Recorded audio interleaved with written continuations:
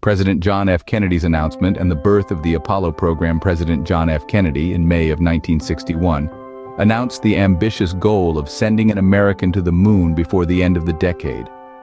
This proclamation was met with skepticism from many, including some within NASA itself. Yet the wheels were set in motion and the Apollo program was born.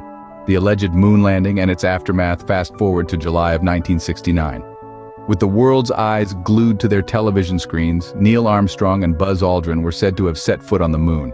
A feat so monumental it was hard for many to believe it was real. And perhaps it wasn't. Post the alleged landing, there were a series of peculiar incidents that raised eyebrows.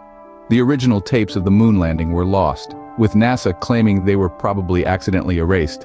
The American flags planted on the moon's surface were shown fluttering, a phenomenon impossible in the moon's vacuum.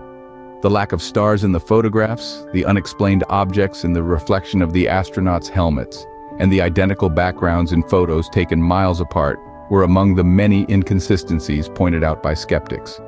Then, in the early 70s, with the public's interest waning and budgets being cut, the Apollo program was abruptly ended. No man has set foot on the moon since, despite the immense technological advancements since then. The lack of return to the moon and the implications.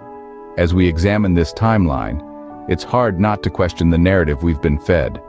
The moon landing, a symbol of human achievement, could very well be a symbol of deception. So, we leave you with this thought-provoking question. If we truly had the capability to land a man on the moon in 1969, why haven't we returned in over 50 years? Could it be that we never went there in the first place?